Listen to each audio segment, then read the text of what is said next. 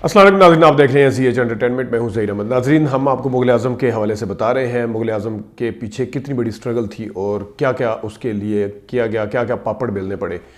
कि आसिफ साहब जो कि पहले अपना काम करते थे प्रोफेशनली, वो ट्रेलर मास्टर थे, लेकिन उन्होंने जब ये काम छोड़ के इतना बड़ा बेड़ा उठाया जो और कोई हिदायतकार सोच भी नहीं सकता था। और उन्होंने वो फैसले लिए जिसके हवाले से आपके सामने है। पिछली उसमें हमने आपको बताया था कि किस तरह उन्होंने नौशाद साहब को एग्री करवाया। इसमें आपको बताएंगे कि बड़े गुलाम अली खान साहब गाना गाने के लिए तैयार नहीं थे, तो उनको कैसे एग्री करवाया और उनसे उनके प्रोड्यूसर उनसे नाराज़ थे, वो क्यों नाराज़ थे, क्या किया, उसके हवाले से। फिर नौशाद साहब के जहन में जो गाने आए वो कैसे कैसे लिखे गए, ये सामने जितने गाने हैं वो कैसे वजूद में आए, वो भी बताएंगे। तो इस हवाले सबसे पहले मैंने आपको बताता हूँ कि शीश महल का एक पूरा सेट लगा हुआ था जहाँ शीशा ही शीशा था, आयना आयना हर तरफ पूरे सेट के ऊपर। अब लोगों ने बातें करना शुरू कर दी, फिल्म इंडस्ट्री के अंदर के लोग भी थे। उन्होंने कहा जी ये फिल्म कैसे बनेगी, ये गाना यहाँ पे कैसे शूट होगा।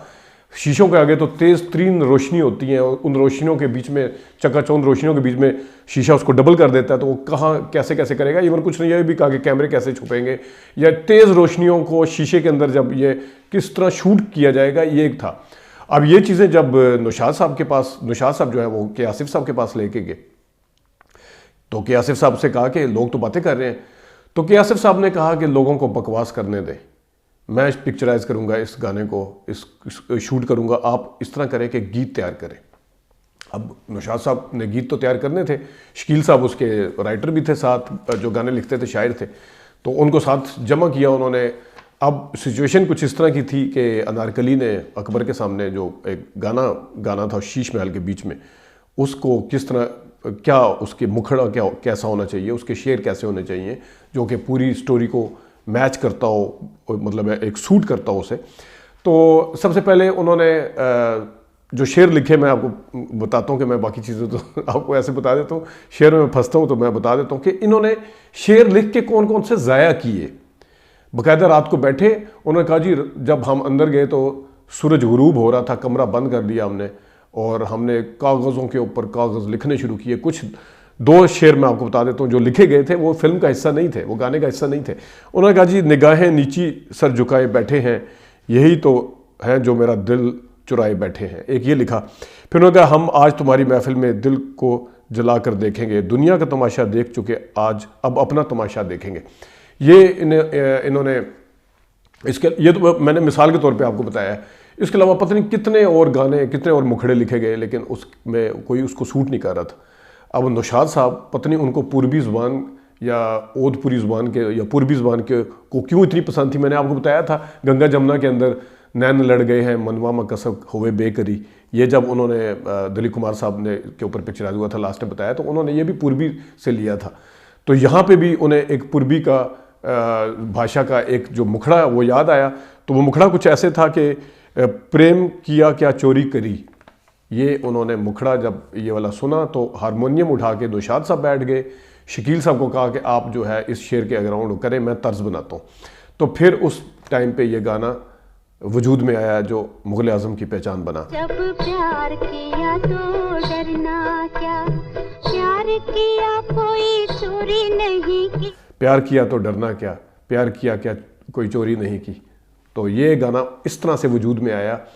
तो जब ये गाना इस तरीके से तर्ज वजूद में आई तो उन्होंने ये पूरी लिखी, तो उसको जाके के आसिफ साहब के सामने रखा। अच्छा, अब आगे ये था, मुखड़ा तो तैयार हो गया, मुखड़ा तैयार हो गया, लेकिन उसके अंतरे अब जो थे, पहला अंतरा भी तैयार हो गया, दूसरा अंतरा भी तैयार हो गया, तीसरे अंतरे पे आके फिर दोबारा से गेम फंस गई, रुक गई। क्या जी अब क्या करें, क्योंकि अकबर के सामने, शहनशाह अकबर के सामने अनारकली गाना गा रही है शीश महल में, और उन्होंने ऐसी बात कहनी थी जिससे शहनशाह अकबर को गुस्सा आए, लेकिन शहनशाह अकबर के सामने ये बात जो थी बड़ी शाइस्ता अंदाज में कहनी थी।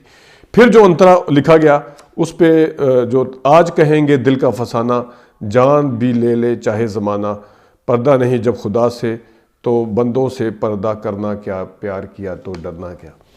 ये चीज़ जब उनके सामने रखी तो इस तरीके से ये वाला शेर, इस तरीके से ये वाला अंतरा जो था इस तरीके से वजूद में आया। और फिर जब ये के आसिफ साहब के सामने रखा तो के आसिफ साहब ने कहा कि तानसेन के अपने बुर्ज में बैठे हुए गा रहे हैं, तो हमें कोई पुरानी आवाज़ चाहिए, तो निशात साहब समझ गए आपका इशारा क्या किस तरफ है, क्या आप चाह रहे हैं बड़े गुलाम अली खान साहब ये गए? उन्होंने कहा जी बिल्कुल। उन्होंने कहा जी वो तो एग्री नहीं करेंगे इस चीज़ पे। कहते एग्री करेंगे, ये मेरा काम है, आप उनसे बात करें। निशात साहब चले गए बड़े गुलाम अली खान साहब के पास। बड़े गुलाम अली खान साहब ने कहा जी, उन्होंने बताया कि इस तरह करके ये सिचुएशन है, ये तानसेन है, तानसेन के ऊपर आपकी आवाज़ चाहिए। उन्होंने कहा जी तानसेन वाले उस पर।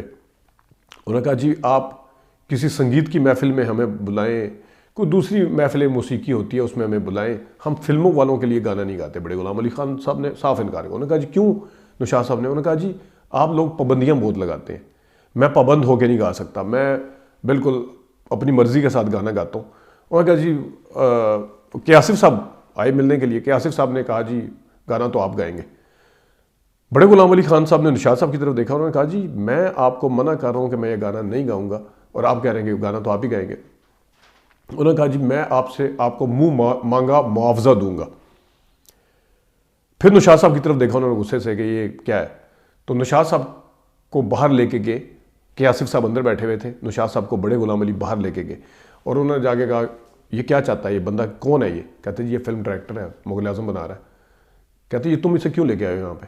कहते जी बस, कहते मैं इसका अभी ठीक करता हूँ, मैं इतना मुआवजा मांगूंगा ये यहाँ से भाग जाएगा, अभी भागेगा देखना। अब वो ज़माना था क्योंकि 10 साल में बनी मुगल आजम फिल्म 10 साल में बनी, 50 में शुरू हुई, 60 में जाकर रिलीज़ हुई। तो मुगल आजम का वो ज़माना था उस टाइम पे जब ये लेके गए ऑफ़र, 200 या 300 गाना लिया करते थे उस वक्त, 200 रुपये या 300 रुपये गाना लिया करते थे गुलकार जो किसी भी गाने के गाने का। गुलाम अली खान साहब, बड़े गुलाम अली खान साहब वापस आए। वो कहा जी आप क्या कहते हैं? कहते जी मुंह मांगा मुआवजा दूंगा। कहता अच्छा? कहता हाँ। कहते मैं 25,000 रुपये लूँगा। अब उनका ये था कि आसिफ साहब तो ज़मीन ऊपर उछलेंगे, इतना जम मारेंगे। उन्होंने कहा ठीक है 25,000, ये तो आपके लिए कुछ भी नहीं है। जब ये कहा उन्होंने, फिर निशात की तरफ देखा उन्होंने, बड़े गुलाम ने कि ये क्या कह रहा है, पागल तो नहीं है? उन्होंने कहा जी नहीं ये फ़न के बड़े कदरदान है। निशात साहब ने बीच में पढ़ के कहा फ़न के बड़े कदरदान है, तो ये इस तरह करके ये गाएंगे और ये देंगे आपको। खैर वो फिर उस गाने की रिहर्सल शुरू हुई। जब रिहर्सल शुरू हुई तो फिर के आसिफ साहब बैठे हुए थे। के आसिफ साहब कहते हैं ये सिचुएशन ऐसी है कि उन्होंने एक जो प्रेम बन के प्रेम जोगन, उन्होंने कहा जी पहले ये वाला भी आपने गाना है। उन्होंने कहा जी मैं एक गाना गाऊंगा। कहा नहीं आपने ये वाला भी गाना। उन्होंने कहा जी फिर 25,000 और। उन्होंने कहा जी 25,000 और लें आप। वो फिर हैरान परेशान। बाद में जब निशात साहब से बड़े गुलाम अली खान साहब ने कहा, कहते हैं यार ये फ़न के बड़े कदरदान है ये तो। कहते हैं जी बिल्कुल ये आपको पसंद करते हैं। तो वो कहते हैं जी कि आसिफ साहब ने कहा आप तो गायक हैं, इस जो आपके अंदर क्वालिटी है जो मुझे चाहिए, जो आपके गायकी की है, वो तो ये पैसा कुछ भी नहीं है। खैर अब पैसा तो के आसिफ साहब का नहीं था लग रहा था, वो तो प्रोड्यूसर का लग रहा था। खैर ये जब रिहर्सल शुरू हुई तो प्रेम जोगन वाले उस पे गाने पे, तो के आसिफ साहब ने कहा कि आप अपनी अब क्योंकि निशात साहब ने के आसिफ साहब को कह दिया कि मैं इनको डायरेक्शन नहीं दे सकूंगा, मौसीकार मैं हूँ, लेकिन गाने वाले को मुझे ये मेरे से बहुत सीनियर है, मैं इनको नहीं दूंगा, तो मैं ये कह के कहूँगा कि के आसिफ साहब ऐसे चाहते हैं, के आसिफ साहब ऐसे चाहते हैं। अब वो मिलने वाली जो सिचुएशन थी उसमें ये आवाज़ कुछ और तरह की निकाल रहे थे। तो के आसिफ साहब ने कहा आप अपनी तान को स्लो करें, आप अपनी तान मुलायम करें, और आप जो है इसके, क्योंकि ये मिलने के लिए आ रही है इस वक्त अनारकली, उसको इश्क और वो लेके आए। उन्होंने जी बड़े गुलाम अली खान साहब ने जब ये सुना, कहते जी आज शूटिंग नहीं होगी बस। कहते जी वो निशात साहब ने कहा कि आपको गुस्ताखी होगी। कहते नहीं, हमें फिल्म के वो वाले मंजर दिखाए जाएँ पहले। फिर उनको मंजर दिखाने का वो एक हुआ कि जिस तरह मधुबाला आ रही है और इस तरह मुदरी कुमार साहब, शहनशाह, जब अपना शहजादा सलीम आ रहे, तो इस तरह वो दिखाया गया। फिर इस तरह करके उन्होंने अपने म्यूज़िक जो थे उस्ताद जो थे निज़ामुद्दीन साहब समथिंग थे, तो उनको कहा कि यार लौंडिया बड़ी प्यारी है। अब उनका इशारा मधुबाला की तरफ था कि लौंडिया बहुत प्यारी है। लेकिन फिर उन्होंने एक और शर्त रखी। उन्होंने कहा जी ये फिल्म के मनाज़र मेरे सामने चलेंगे, ये चलते रहेंगे और मैं गाऊंगा। इस तरीके से इस गाने को तख्लीक किया गया। ये गाना इस तरह बड़े गुलाम अली खान साहब ने गाया। फिर स्क्रीन के ऊपर जिस तरह हुआ वो मैं आपको बताता हूँ शूट के हवाले से, क्योंकि शीशों का सेट लगा हुआ था हर तरफ, वो किस तरह से था। इस फिल्म के अंदर 3 गाने ऐसे थे जो गाए गए, फिल्म का हिस्सा नहीं बन सके, वो मैं आपको अगली किसी किस्त में बताऊंगा। लेकिन आज मैं आपको बताता हूँ शाहपुरी जी जो थे इसके फिल्म के प्रोड्यूसर थे, वो आए भागे भागे। उन्होंने कहा मैं लुट गया, मैं बर्बाद हो गया, मेरा बेड़ा गर्क कर दिया आसिफ ने। तो निशात साहब ने कहा क्या हुआ? कहते जी ये मेरा इतना खर्चा करवा रहा है, मेरा इतना खर्चा करवा रहा है, मैं ये फिल्म कैसे मुकम्मल करूँगा, मैं लुट पुट गया हूँ, मैं बर्बाद हो गया हूँ। तो नौशाद साहब ने कहा मेरी बात सुने, आप इतने बड़े मुल्क के बड़े कॉन्ट्रैक्टर हैं, आपका फलाना बिजनेस है, फलाना बिजनेस है, आपको क्या सूझी थी ये फिल्म वाले कारोबार में आप आए? कहते जी मैं शहनशाह अकबर के किरदार से बड़ा इम्प्रेस था, तो मैं चाहता था कि लोगों को रोशनास कराऊं कि शहनशाह अकबर क्या चीज़ थी। तो उन्होंने कहा जी फिर आपने अगर रोशनास कराना है तो आप जिस तरीके से कि आसिफ साहब फिल्म बना रहे हैं, वो कह रहे हैं मेरी फिल्म है, मैं इसको बनाऊंगा अपने तरीके से, तो जिस तरीके से बना रहे हैं आप उनके ऊपर ट्रस्ट करें, भरोसा करें। अब आपके पास ऑप्शन क्या है? वो कहा जी ऑप्शन है। कहते क्या? कहते जी मैं इसको चेंज करूंगा डायरेक्टर को। वो कहा जी इतनी फिल्म बन चुकी है, आप डायरेक्टर को कैसे चेंज कर सकते? कहते जी मेरी सोराब मोदी साहब से बात हो गई है, वो कह रहे हैं कि 1.5 माह के अंदर आपकी फिल्म मुकम्मल कर दूंगा जो रह गई है, तो मैं तो अब उसी से बनवाऊंगा। उन्होंने कहा जी आप देखें, आपको ये उन्होंने कहा कहते और के आसिफ साहब क्या कहते हैं नौशाद साहब ने? उन्होंने कहा जी बल्कि उससे पहले उन्होंने कहा जी डिस्ट्रीब्यूटर मुझे कहते हैं कि आपकी फिल्म के ऊपर जितना पैसा लग चुका है, जितनी लागत आ चुकी है, इसका 20% भी आपको वापस आ जाए तो आप अपने आपको खुशकिस्मत कहिएगा। ये सुन के वो और परेशान हो गए शाहपुरी जी। उन्होंने कहा जी मैं तो अब इसको मजीद नहीं कर सकता, के आसिफ को मजीद पैसे नहीं दे सकता, ये बनाएगा तो अब कोई और आगे बनाएगा। मैं अब सोराब मोदी साहब से मेरी बात होगी। कहता है सोराब मोदी से भी होगी है, डिस्ट्रीब्यूटर आपको डरा रहे हैं, ठीक है मुआवजा वापस नहीं आएगा। क्या आसिफ साहब क्या कह रहे हैं? कहते जी वो तो कह रहे हैं कि जितना भी आपका पैसा लगा है ये प्रॉफिट के साथ वापस आएगा। कहता फिर आपके पास ऑप्शन, इतनी बड़ी जिम्मेदारी डायरेक्टर खुद ले रहा है तो आप उसके ऊपर छोड़ें, आप देखें अगर वो इतनी बड़ी जिम्मेदारी ले रहा है उसको बनाने दें, क्योंकि कोई भी प्रोड्यूसर आके डायरेक्टर आके फिल्म तो मुकम्मल कर देगा, लेकिन ये नौशाद साहब ने कहा कि जो भी फिल्म मुकम्मल करेगा वो के आसिफ जो फिल्म को बना रहा है उस तरह मुकम्मल नहीं कर सकेगा।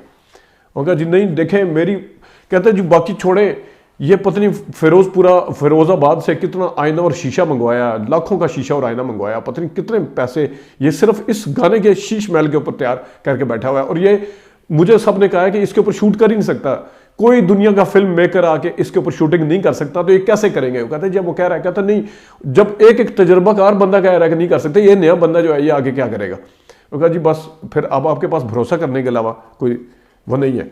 वो कहा जी मैंने बस शाहपुरी जी को बुला लिया, अब शाहपुरी ने कहा कि मैंने सोराब मोदी साहब को बुला लिया, अब आएंगे। अगले दिन सोराब मोदी साहब आए सेट के ऊपर, शीश महल पे के वाले सेट पे, और के आसिफ साहब जो हैं वो अपने मखसूस अंदाज से सिगरेट पी रहे थे और वो जनाब सोराब मोदी साहब को देख रहे थे और कभी शाहपुरी जी को देख रहे थे। आगे क्या हुआ, फिल्म कैसे मुकम्मल हुई और इसके किस तरह गाने को शूट किया गया, फिल्म का पैसा कितना वापस आया, क्या हुआ था, वो फिर आपको अगली किस्त में बताएंगे। अपना ख्याल रखिएगा, अभी तक के लिए इतनी इजाज़त दीजिए, अल्लाह हाफ़िज़।